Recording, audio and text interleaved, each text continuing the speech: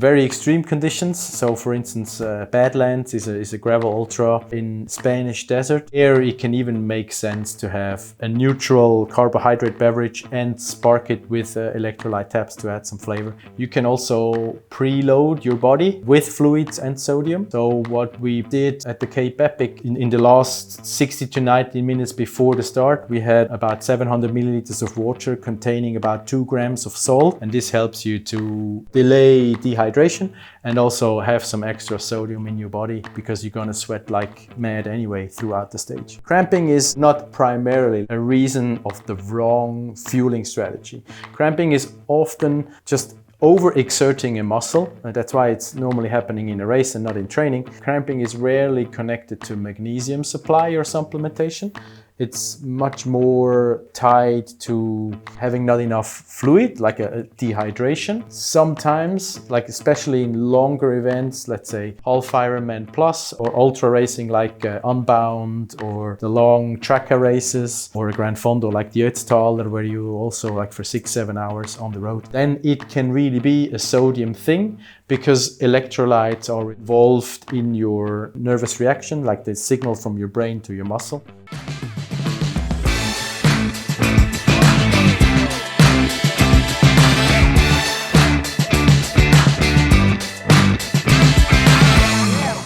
Dani, welcome back on the Castelli podcast. Thanks for having me, Søren. As you know, it's always an honor to have you spreading all the great information and science there is behind nutrition and how we all can keep performing at our highest level. But Dani, before we start the interview, let's kick off with a quick-fire round of 10 questions where you're only allowed to answer with one word or, if absolutely necessary, a one-sentence answer. I'll try. Okay, first one. Water or electrolyte drink if you could only choose one? Electrolyte drink. What's harder to manage in the heat, hydration or fueling? Hydration. Best post-ride recovery drink in summer? A non-alcoholic beer. Sweat test, essential or overhyped? Overhyped. Do you reduce caffeine intake in hot conditions? Not necessarily. One word to describe fueling for success in the heat. The right concentration. One pro tip every cyclist should know for riding in extreme heat. Cool your core temperature as good as possible and as often as possible. Just throwing water over your head, body, ice socks, ice vests, whatever, yeah. We'll get into that. Do you train differently when a heat wave hits? Yes, you try to stay away from the heat. What's your personal cutoff temperature to skip a ride? There is none, I just adapt the intensity. And the last but not least, your all-time favorite Castelli jersey short combo for hot weather riding? The Premio Grip shorts and the Climbers jersey. Absolutely. That's my winning combo. This is also what Remco is saying. So that's good to hear from two pros here. Okay.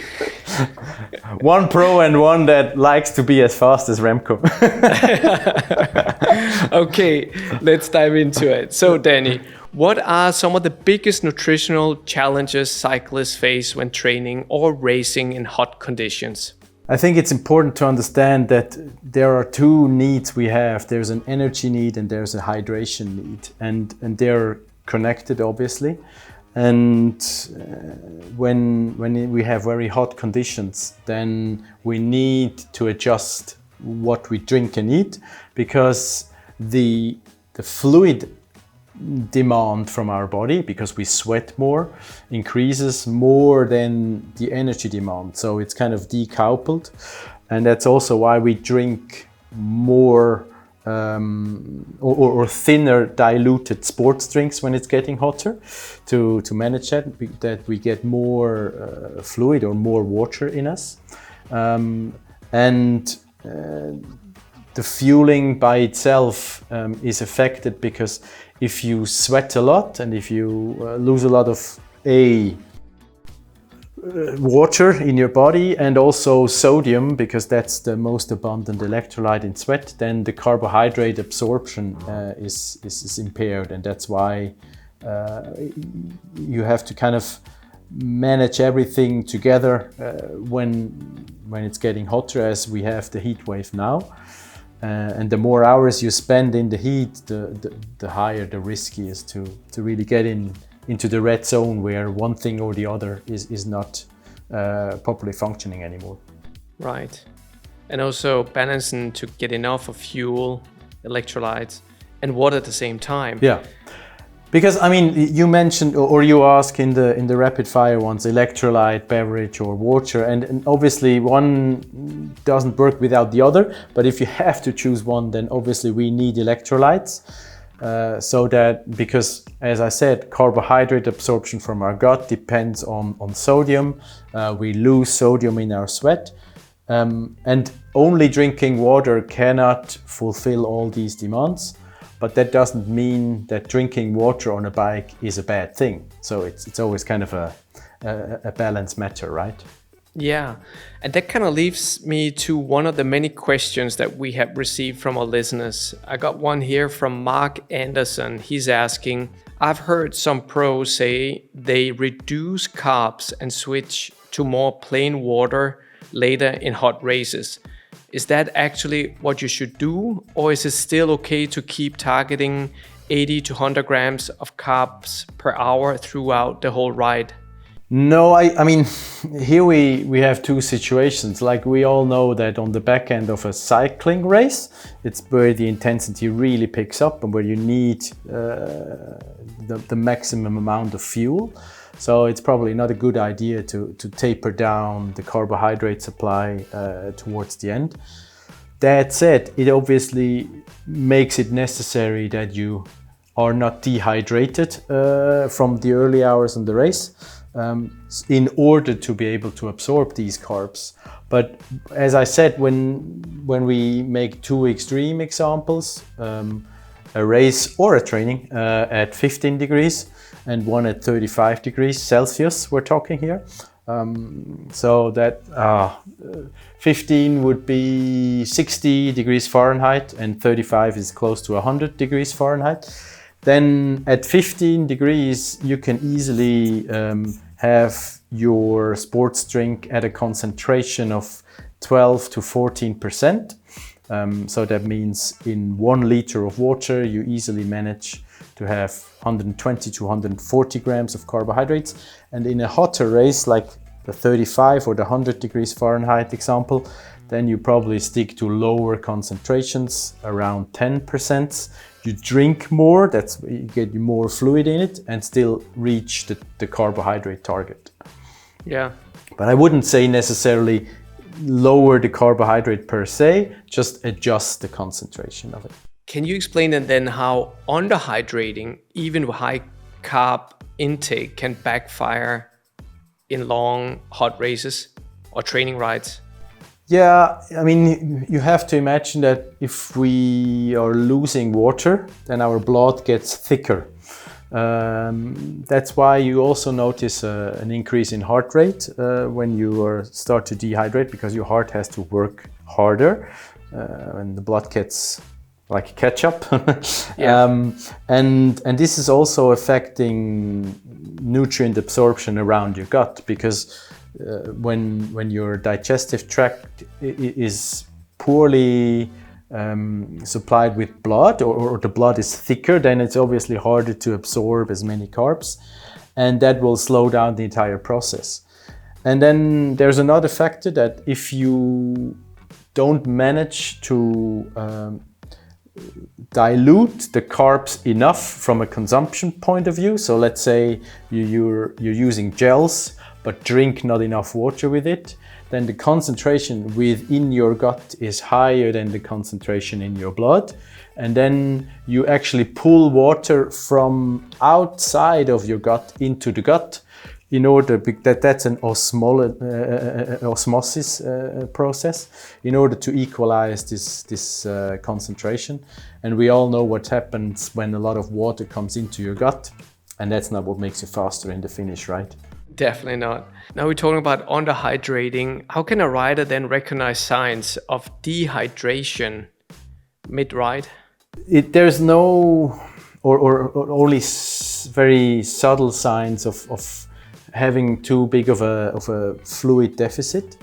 In science, we generally recommend that you should keep your fluid losses below 2% of your body weight, because we see that's a general benchmark where your performance starts to suffer. So if we take a 70 kilo rider, no matter whether it's male or female, 2% of your body weight means 1.4 kilos. And to put this a bit in perspective, a regular sweat rate per hour with normal riding, not like maximum intensity, just normal riding, at these summer conditions as we have it right now, is easily between 0.7 to 1.5 kilos. So when you do a long ride and you don't drink enough, you easily exceed these 2% body weight fluid losses. Yeah, losing just 2% of your body weight through dehydration can seriously impact your performance. You know, when your heart rate climbs, blood flow to your muscles drops, and everything suddenly feels a lot harder. Like, you know, you're working twice as hard but getting half the results. Yeah. And on summer hot days when sweat rates can shoot past 1 liter an hour, staying on top of your hydration isn't just important, it's essential to keep your body cool and your performance sharp. And sides of dehydration can be that you get a headache, that you feel your body, your core temperature is rising. It's like abnormal heat buildup. And also something that is typical is that it's almost the feeling that you cannot absorb any energy anymore. So it's like what you eat doesn't arrive in the system, in the cell, in your muscles. And that's often a sign of poor hydration and also poor electrolyte supply. Yeah, because here's kind of a similar question here from Alex Dubois. He's asking, doing a longer ride in like 3-4 hour ride with 32 to 35 degrees Celsius, if he's suddenly craving plain water, does that mean I've gone too far with my carbs, salt and concentration in the bottles? Not necessarily. It shows definitely that he's thirsty and he needs water. I mean, it's funny because drinking recommendations is like a pendulum in performance nutrition. Some days or some years we say, yeah, you have to stick to these kind of minimal supply rates. And other years we get back to listen or drink to thirst. And I think thirst is a pretty powerful thing if you have a good connection or a good body awareness. And one reason why having salty or electrolytes in our sports drink is because it keeps promoting drinking. It keeps you thirsty and it encourages drinking. And then when it gets hot, as right now, it's not enough to just drink carbohydrate beverages. You need also additional fluids. And in the temperatures that Alex described, obviously, you need to have just more fluid than just your kind of one big bidon per hour. Dani, I think it would be helpful now if you could explain how our listeners can calculate their sweat losses in an easy way to help them understand how much fluid they need. You hop on the scales at home, barely no clothing, and if you, let's say, you create a field test where you ride for an hour in the conditions you want to analyze. So let's say 25 degrees, it's outside. I step on the scales holding one bidon that I'm about to drink during training. I'll go out for a ride. I should not pee during this ride because this obviously messes with my hydration balance or my total weight. I'll get back from training, I strip from the sweaty clothes, step back on the scales with same bidon, and then the total weight delta I measure is basically what I lost in terms of sweat. Yes, you burned some carbohydrates, but that's negligible. So the entire weight difference is basically your sweat loss. And then you understand an average sweat rate per hour. So how, Dani, would you go by this? Because I know that you're also kind of an extreme cyclist. You do like some ultras, both on the road and gravel. Let's say you go out on an ultra, how would you set up your bottles and maybe bladder before starting? If I'm preparing for an ultra, I mean, let's exclude whether it's self-supported or whether I have aid stations, but I make a bottom-up calculation. It's, let's say, 500 kilometers. I expect to ride 18 hours, and I'll come up with a modelized fluid amount that I need. And then I can organize this in terms of logistics, like transport capacity. How many bottles can I carry on my bike? Do I have a 2-liter bladder or even something bigger? And then I work it down from there to understand how much powder do I have to carry with me, because obviously I cannot carry all the sports beverage right from the get-go. So I take powder with me, and I'll stop at fountains or restaurants and refill water, and then I kind of create my sports drink again. But it's a bit of a chemistry lesson to really have the perfect blend between the right concentration, the right amount, and the right fluid amount. So as I said before, it's the right carb amount, the right fluid amount, and then again, the third thing, the right amount of electrolytes. And I'm sure we talk about electrolytes in a second. Yeah. Talking about carbohydrates, here's the one from Alberto Simonetto.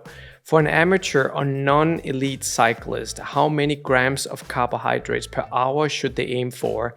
If someone like Pogacar takes in 120 to 160 grams or more per hour, how should we as amateur cyclists scale that for doing far fewer calories? I think for like the proper amateur, 80 to 90 grams for a ride that is 4 hours or longer is a meaningful benchmark. Yes, if you do this in a race and you have your, I don't know, normalized or average power between 300 and beyond, then yes, 120 is also something for you.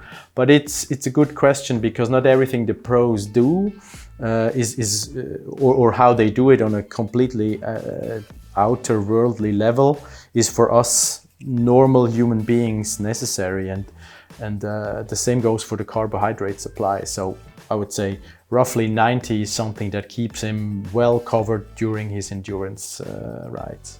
Yeah. So if somebody then can handle the 90 grams of carbs per hour, so should they still considering changing their intake plan for hot weather, or just keep it consistent around that 90 to 100 grams per hour? No, he should change or on the beverage he's consuming. If it's kind of a shelf-made product, then he finds the ideal concentration that the manufacturer suggests, and this is normally taking into consideration that it's through a reliable temperature range, also ideal in terms of absorption speed. And if he realizes, it's not working for me, then kind of try to dilute it down and consume more fluid to arrive at the same carbohydrate, but a bit more fluid. And then that's how he can fine tune his individual need. Mike Cohn is asking, what should cyclists eat or avoid eating if they're prone to muscle cramps doing training or racing in hot weather? It definitely increases the risk of cramping, but then also cold weather increases risk of cramping. Cramping is rarely, or not primarily, let's put it that way, a reason of the wrong fueling strategy. Cramping is often just overexerting a muscle. That's why it's normally happening in a race and not in training. Overexerting a muscle that is not used to. So if you really go out hard and if you produce a power or force that you're not used to, then it's kind of an overuse symptom. It's not dangerous. It's very painful, yes, but it's not like, I'm about to die, I'm cramping.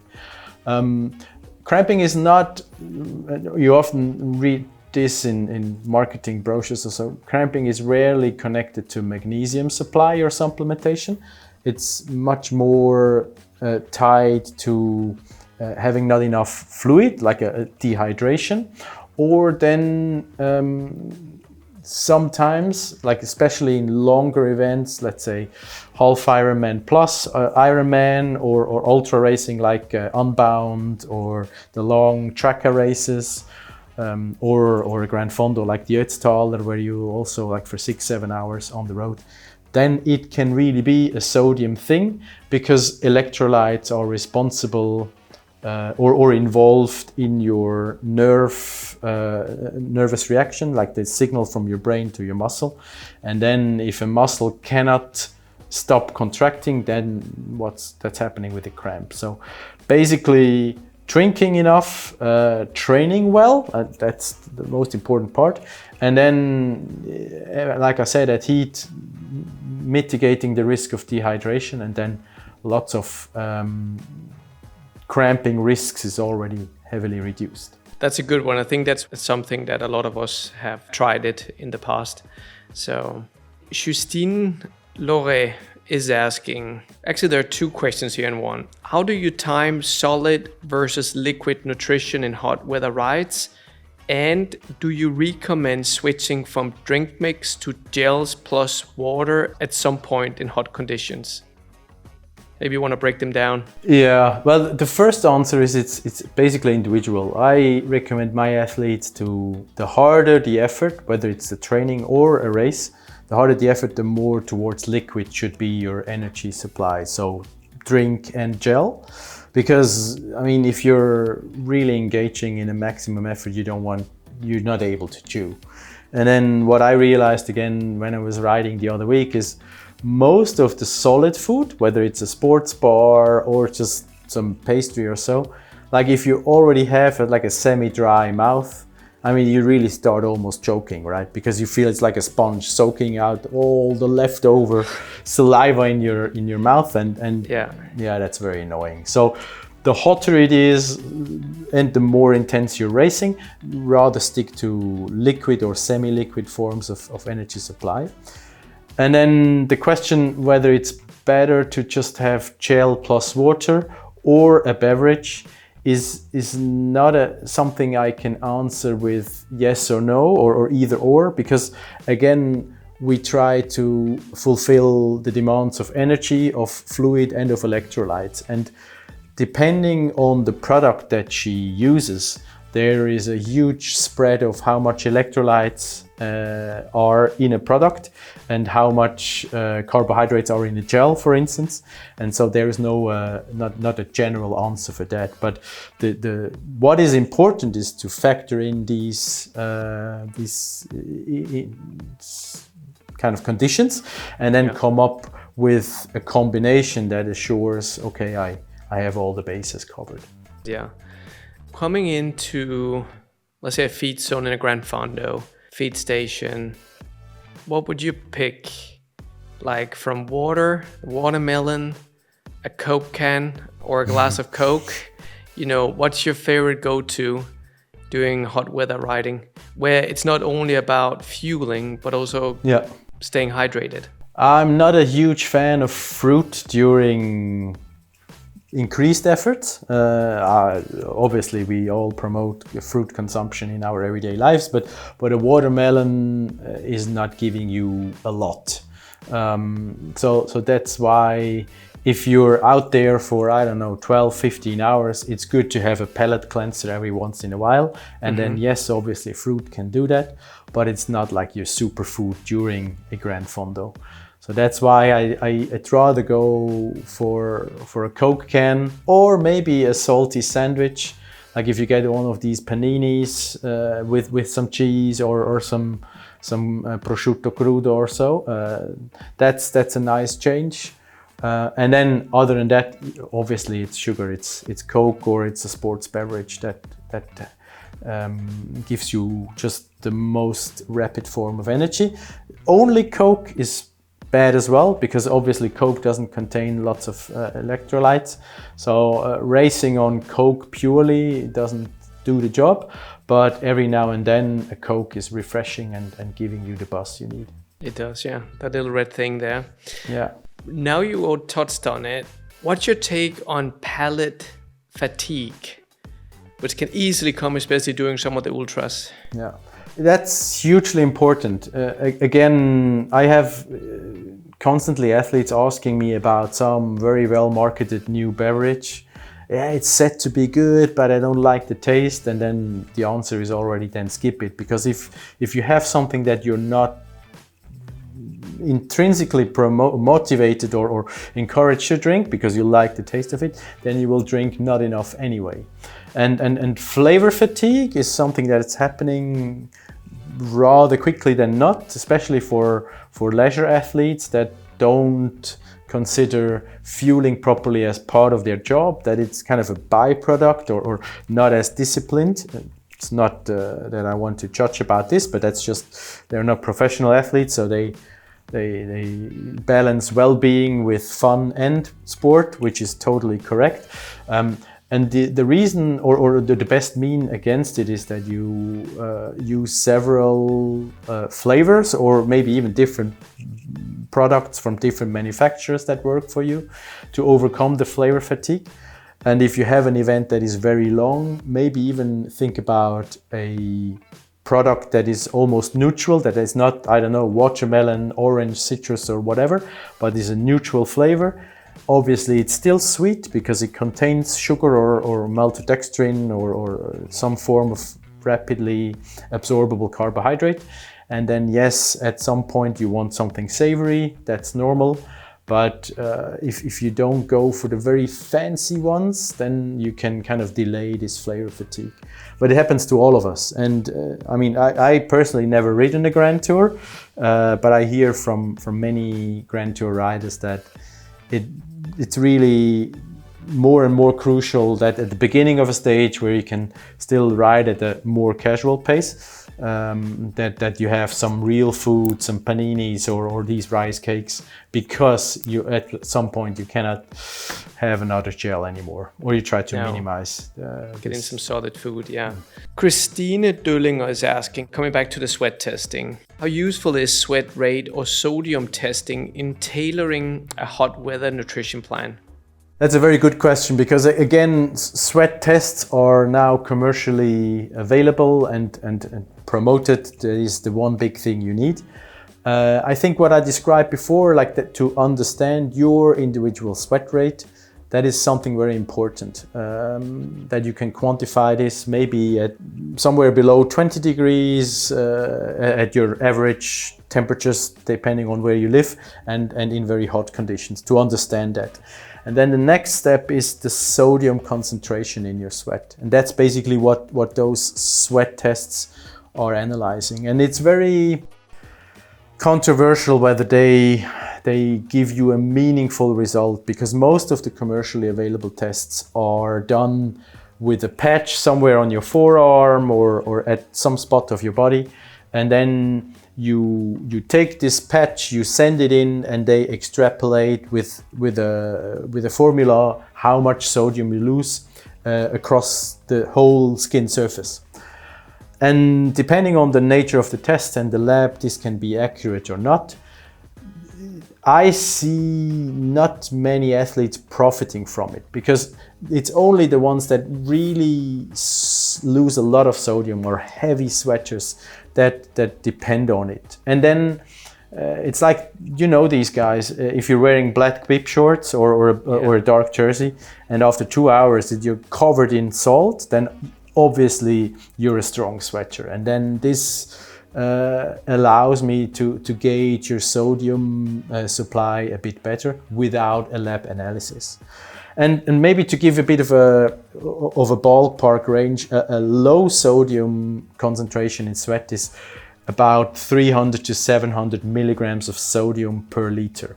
An average concentration is between 800 and 1200 milligrams per liter of sweat.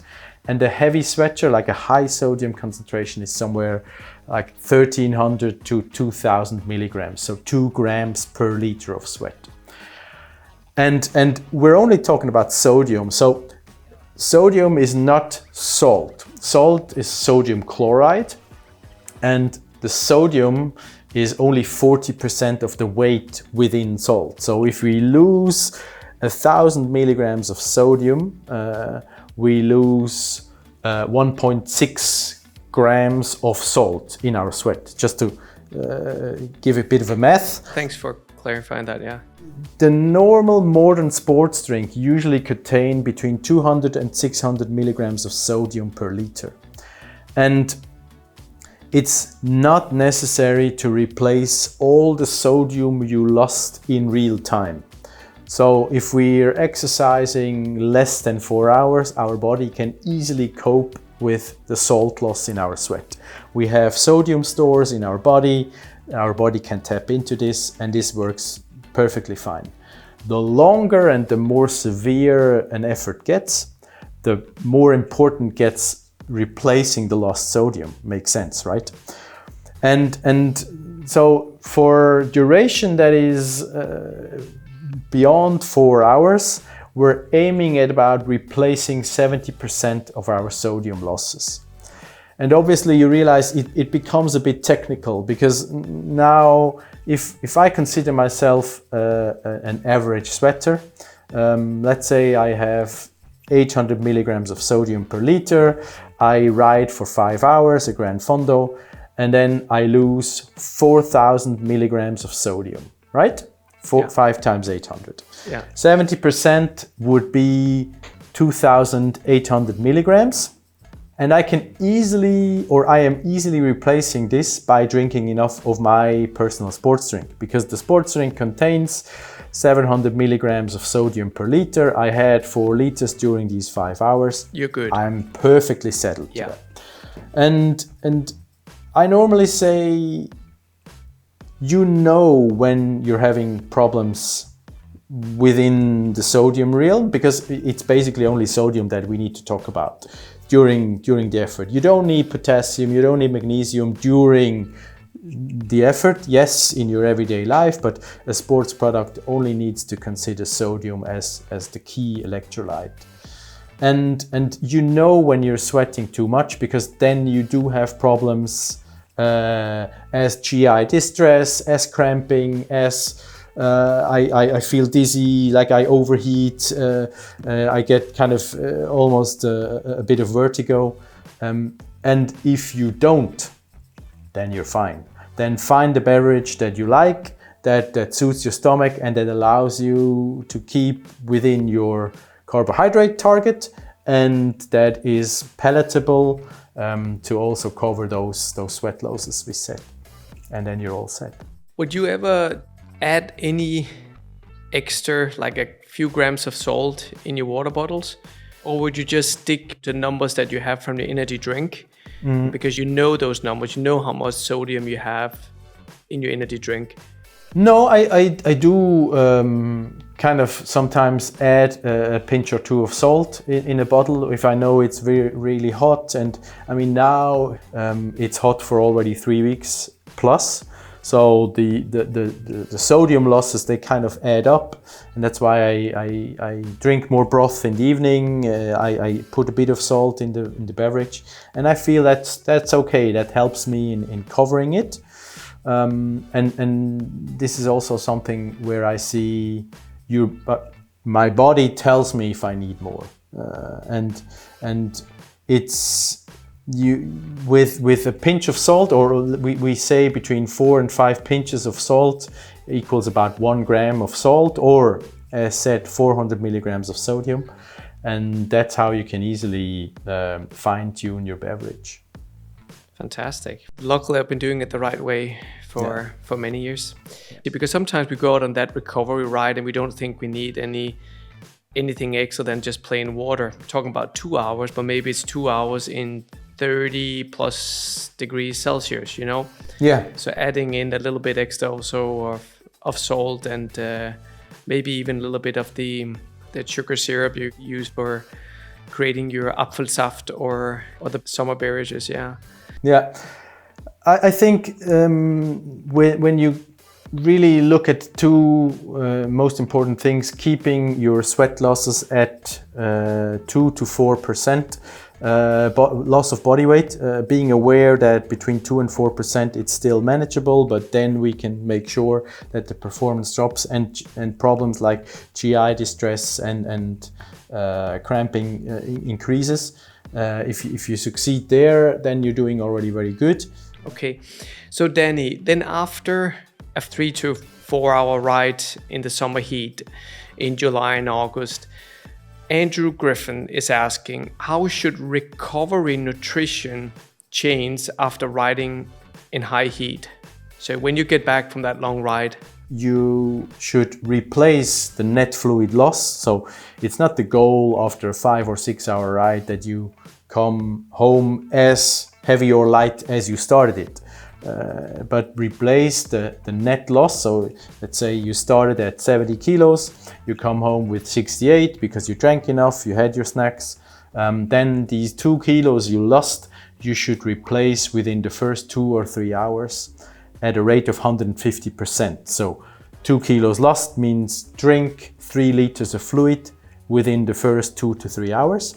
And this can be sports drink, this can be milk. It's something that you can absorb very well because it obviously contains sodium and other solved substances as well. It can be diluted fruit juice, it can be broth, and then you support the recovery process substantially. And then, yes, you will notice you have quite a kind of a savory palate. So yes, go for the salty foods. Let's not make it peanuts and chips because we should keep it low fat to increase recovery. But why not having, as I said, like a white bread sandwich with cheese and ham, or fried rice that you create a little bit saltier than you would normally, with some eggs. So these are all good things that help you recover better. And then when you have some sort of fresh fruit juice that you dilute, fruit obviously contains all sorts of electrolytes, then this is also helping, and by diluting it you get it down to a concentration where you absorb the fluids and carbs and electrolytes better than when you have it like as a full fruit juice. It could also be you have that tiredness after a long ride and you're dehydrated. Yeah. Sometimes it can be difficult to down all that liquid or even get some real food inside of you. Yeah. And especially if you also have another day tomorrow. Yeah, and that's what I meant before when I said professional riders. Obviously, eating in a professional cycling context is no simple feast. You have to eat a lot because you burnt a lot, and it's not always fun. And most of the hobby riders, they underestimate the fluid losses and their energy needs, and covering those in the first few hours is not something that makes you feel nice or well. It's often really the work after the work, and that's not always fun, as you know from your cycling years. Yeah, the pros, they train their bodies to perform at higher temperatures, which typically involves training heat stress, so the body can adapt to the temperature while racing and eating on the bike. Yeah. Dani, Luca Citroni is asking, do caffeine or spicy foods play any role, good or bad, before or during hot rides? Caffeine, there it's rather the coffee or the acids and the tannins in coffee that make you thirsty or make a bit of a dry mouth. Especially poorly extracted coffee makes a dry mouth because it contains a lot of bitterness. Spicy foods are not negative or doesn't have a negative influence on you. Basically, when you look at traditional hot climate areas, their food is often more spicy because it encourages you to drink more, and you need this because you're sweating all day, whether you do something or not. So here it's rather beneficial. But with spicy food, obviously you need to make sure that you can stomach it. And before a race, I normally recommend rather bland food because it's not stress on your digestive system. Because if you're not used to it and eat spicy, then obviously your toilet routine is often negatively affected, to put it politely. Melissa Mason is asking, how do you recommend carrying extra hydration or electrolytes for unsupported longer distance gravel rides? Often when she refers to those electrolyte taps, they are often almost no carbs and electrolytes only. And this, as you said, can encourage drinking more because people often don't like plain water, and if you have some form of flavor in it with a couple of electrolytes, that makes sense. And they're quite compact. I personally prefer sports powders because they're the best of both worlds. They have the electrolyte blend and then carbohydrates. Obviously you carry a heavier weight, but don't be fooled, you cannot replace a sports drink with only electrolyte taps.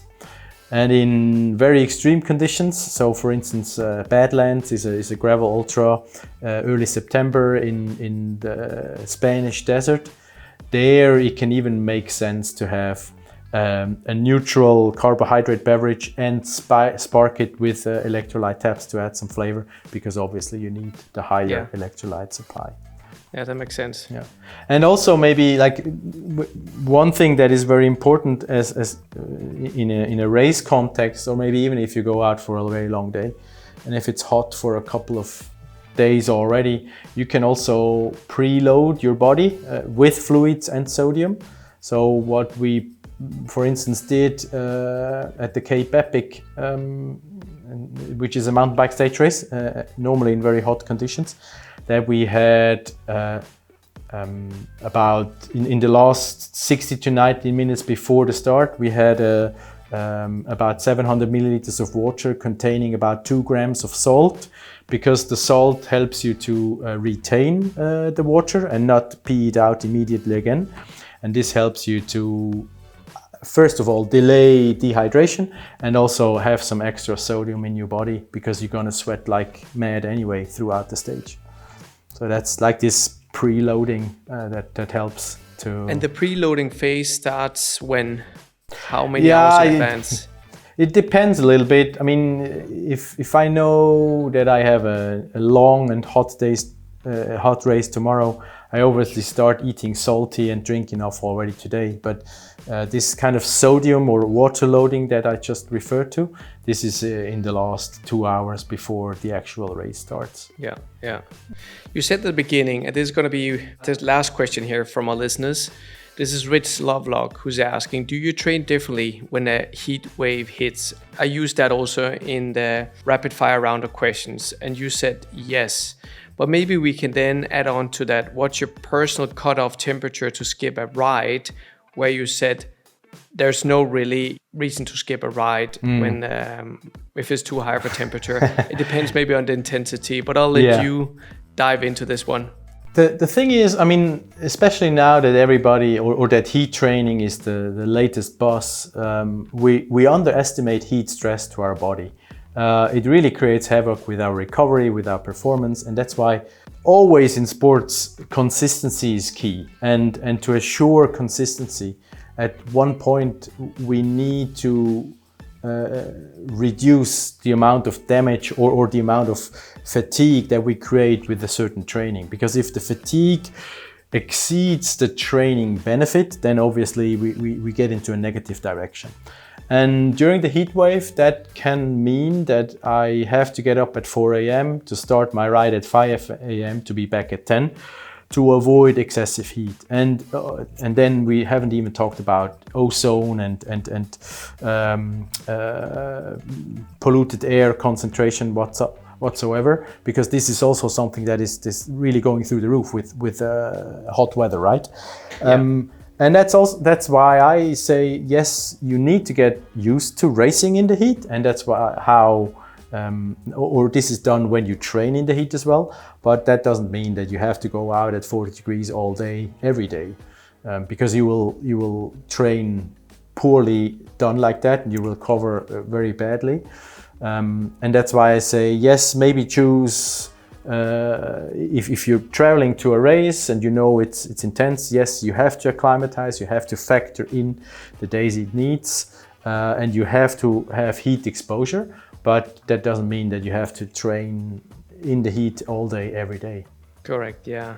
And in terms of a cutoff temperature, I mean, I don't consider myself a performance athlete anymore. So yes, I might go out at 38 degrees knowing that it's really going to toast me, but a professional athlete maybe decides to go into his cold basement and do a ride on the trainer instead, because yes, he needs to factor in how many days does it take me to recover from this ride. To recover from that, yeah.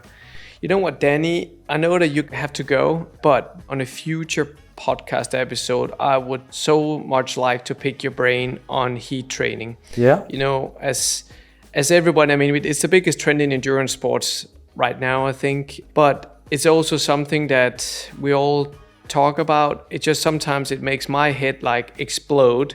Yeah. Because I think there's a little bit too much talk about heat training right now. So I'd like to pick your brain on this on a future episode if you're up for that. So Dani, here, before we wrap up this episode, can you give us like 3 advices how to go by this for riding and fueling right in hot weather riding? I would say the top priority is manage your fluid supply, so hydration. Don't be too complacent or lazy to stop at fountains, or if necessary, buy water at the gas station. Water is key. Keep your fluid losses within the range we discussed, between these 2 or 4%. Then priority number 2 is obviously match your fueling to outside conditions. So adjust concentration in terms of dilute your carbohydrate beverage a little bit more and make sure your sodium content is enough. And you realize that your sodium supply, and that's point number 3, is enough if you don't register any GI distress or dizziness towards the end of your ride. So after 3 or 4 hours, if everything keeps kind of more or less steady in nutrient and energy absorption, then you know that you're dialed in pretty well. Yeah. And then don't go crazy with the heat. Get used to it if you have to race in it, but know that it really takes a big toll out of your body, and then you're all set. You're all set, yeah. And then when you come back from the ride, you have this amazing non-alcoholic beer waiting for you that you mentioned at the beginning. I just like that because it's not as sweet as the entire stuff I drank in the hours prior. It's also packed with healthy nutrients. It contains a lot of nutrients, and if it's a good non-alcoholic beer, it actually has some good vitamins. It contains an ideal amount of simple carbs, and it adds to my mood after being destroyed from the ride. Maybe a very good non-alcoholic Weizen. Yeah. In summertime. So, and then on top, also you mentioned your favorite Castelli combo for summer riding. And here you mentioned the climber's jersey, which I think most people, they also know we do actually have also at Castelli, we have a full line of hot weather products. We also call them the AC products. But here we have the climber's jersey, which has been for many years the favorite summer jersey for riding in the heat of July in France. Because it's so lightweight, it absorbs very little sweat and moisture, but also has a UPF of 13 with that mesh fabric. But we also do product line of hot weather products. We also have products with a UPF with 50 plus for maximum sun protection, including all UPF rated arm, knee and leg sleeves. So, but I will drop a link in our podcast notes to where people can go and check out all these hot weather products from Castelli. You know, I love them because both the Premio black shorts as much as the climber's jersey, you can really, I don't know, jump in a fountain and they don't get soggy. That it's the right amount of cold water in it that it chills you, but they just don't get flappy and everything is just becoming loose. So that's really well done, guys. Thanks, man. Okay, Dani, this is it for this episode, and it's a good way to wrap it up. Thank you. Keep cool, Søren, and talk soon. I will here under the Italian sun, and hopefully I'll get to see each other soon. Absolutely. I'll take you up on the ride. Sounds good. Thanks, Dani. Thank you. Ciao, ciao. Thanks for tuning in. Bye-bye. Thank you. Bye. Thanks to Dani for joining us on the Castelli podcast. If you missed any of the many other episodes with Dani on sports nutrition or simply want to listen to them again, as they shared so many great nutrition facts to help everyday athletes enhance their overall athletic performance and daily lives, go back to November and December 2023 and give them a listen. I'll also include Dani's contact details and other important information from this episode in the show notes. And if you have a question or a topic you would like us to take up on a future episode, shoot us a line at podcast@castelli-cycling.com or hit us up on social media. And if you enjoyed this episode, please make sure to subscribe, talk to your friends about the Castelli podcast, give us a 5-star rating on Spotify and Apple Podcasts to help us be seen by other cyclists in the algorithm. And yeah, I think that's it for today. Thanks again, everyone, and see you in 2 weeks. Till then, take care and ride safely.